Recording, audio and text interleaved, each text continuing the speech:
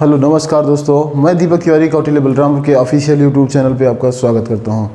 आइए हम बात करते हैं फटाफट 20 प्रश्नों के संग्रह पे। ललित कला प्रदर्शनी और प्रतियोगिता का आयोजन किया गया है।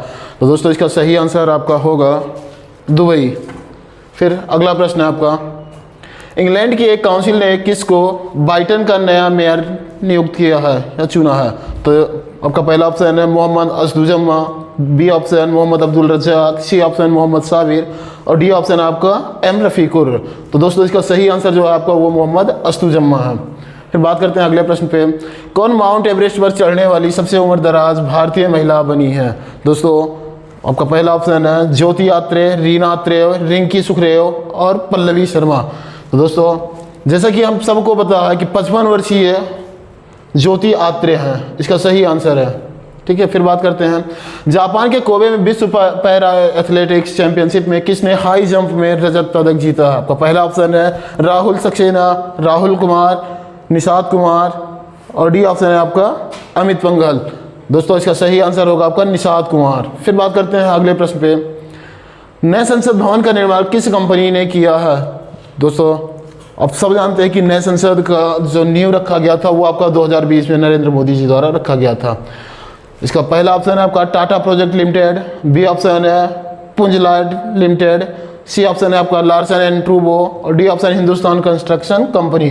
तो दोस्तों इसका पहला ऑप्शन सही होगा टाटा प्रोजेक्ट लिमिटेड। फिर बात करते हैं अगले प्रश्न पे, नए संसद भवन में संयुक्त सत्र के लिए कितनी सीटों वाला वृहद हॉल बनाया गया है? तो दोस्तों पहला ऑप्शन है आपका 1258 सीटें, 1072, 1272 और 1050। दोस्तों इसमें जो संयुक्त सीटों की संख्या है वो आपका 1272 है।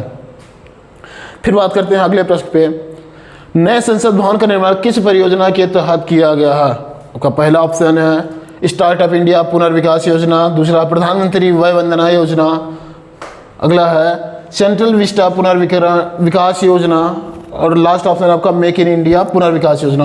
दोस्तों इसका जो सही आंसर है आपका सी वाला सेंट्रल विस्टा पुनर्विकास योजना। फिर बात करते हैं अगले प्रश्न पे, हाल ही में किन यूरोपीय देश ने फिलिस्तीन को देश का दर्जा दिया है? आप सबने पढ़ा इसको, नॉर्वे, आयरलैंड और स्पेन। इसका जो सही आंसर है आपका ए ऑप्शन है। फिर बात करते हैं अगले प्रश्न पे, विश्व स्क्वैश फेडरेशन स्क्वैश विश्व कप कहाँ आयोजित किया जाता है? सबको पता है चेन्नई में किया जाता है। फिर बात करते हैं अगले प्रश्न पे, 2023 जनजातीय खेल महोत्सव में किस राज्य ने ओवरऑल चैंपियनशिप जीती थी?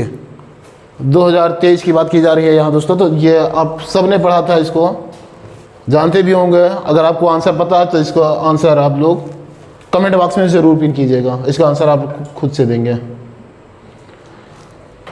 संयुक्त राष्ट्र महासभा द्वारा किस दिवस को विश्व फुटबॉल दिवस के रूप में घोषित किया?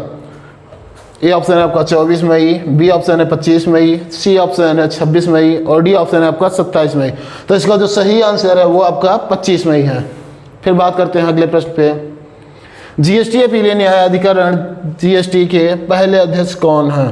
न्यायमूर्ति संजय कुमार मिश्रा, न्यायमूर्ति सेवानिवृत्त संजय कुमार मिश्रा, न्यायमूर्ति रमेश गुप्ता, न्यायमूर्ति सेवानिवृत्त राजेश सिंह। दोस्तों इसका जो सही आंसर है आपका न्यायमूर्ति सेवानिवृत्त संजय कुमार मिश्रा। फिर बात करते हैं अगले प्रश्न पे, Modi government new surge of communism पुस्तक के लेखक कौन है? प्रणब मुखर्जी, जसवंत सिंह, सीताराम येचुरी, एमजे अकबर। तो इसका सही आंसर है आपका सीताराम येचुरी। फिर बात करते हैं अगले प्रश्न पे, भारत के किस राज्य में नटंजलि उत्सव मनाया जाता है? गोवा, तमिलनाडु, उत्तर प्रदेश, राजस्थान।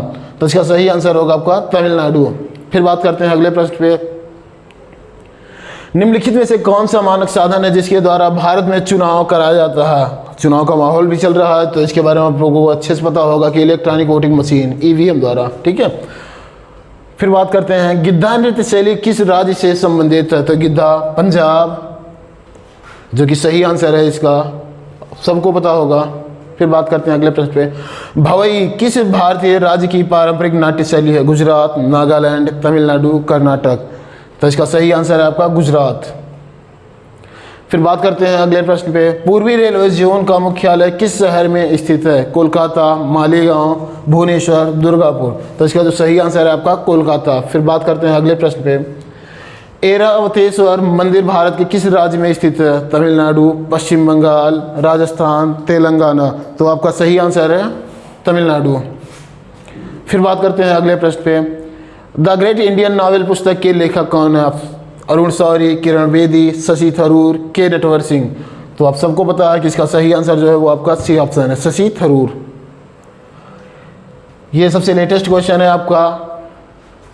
18 वर्षीय महिला ई रिक्शा चालक आरती को यूनाइटेड किंगडम के राजा चार्ल्स तृतीय द्वारा अमल क्लूनी महिला सशक्तिकरण पुरस्कार से सम्मानित किया गया है। उन्हें उत्तर प्रदेश सरकार की मिशन शक्ति योजना के तहत मिली। वह उत्तर प्रदेश के किस जिले के निवासी हैं?